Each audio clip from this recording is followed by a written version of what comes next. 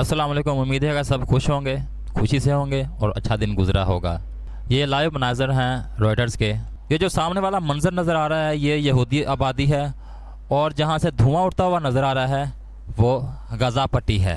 जंग अभी तक भी ख़त्म नहीं हुई और पता नहीं कि ये जंग कब जाके ख़त्म होगी। सभी हाथ बांधकर एक दूसरे की तरफ देख रहे हैं कि इसकी मंतक क्या होगी, लेकिन कोई भी बंदा इसमें शामिल हो के इसमें पढ़कर इसकी सालसी करने की कोशिश में नहीं है और ना ही इसराइल को काबू करने की कोई कोशिश भी कर रहा है।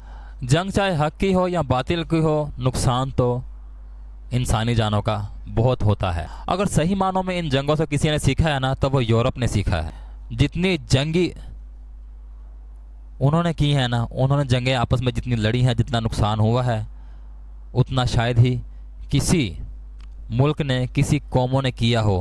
लेकिन जब यूरोपियन ईसाइयों को ये बात समझ आ चुकी थी कि जंग में नुकसान के अलावा और कुछ नहीं होता, तो उन्होंने मुआहदे तय किए और पुरअमन एक दूसरे से रहने की डील की।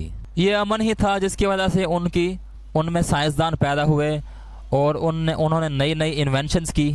और बदकिस्मती से हमने दूर से देखने के बावजूद भी उस से कुछ नहीं सीखा। वर्ल्ड वार 1 और वर्ल्ड वार 2 में बहुत ही इंसानी जानों का ज़या हुआ और हमारे बड़े बाप दादा उस चीज़ के आई विटनेस थे। उन्हीं के दौर में ये सब कुछ हुआ, लेकिन दूर से देखकर भी हम लोगों ने इससे कुछ नसीहत हासिल नहीं की। और बिल्कुल यही काम किया हमास के लोगों ने, जिन्होंने अपने नाम नेहाद नारे के वजह से पूरी गज़ा पट्टी के मुसलमानों को शहीद करवा दिया, मरवा दिया, उनका कत्लेआम करवा दी। और ये ना ख़त्म होने वाली जंग अभी भी जारी है। हमास ने तो घुटने टेक दिए थे, लेकिन इसराइल ने फिर से जंग दोबारा शुरू कर दी जब तक पूरी तरह से खात्मा नहीं हो जाता। लेकिन ये बाद में घुटने टेकने का फ़ायदा क्या था?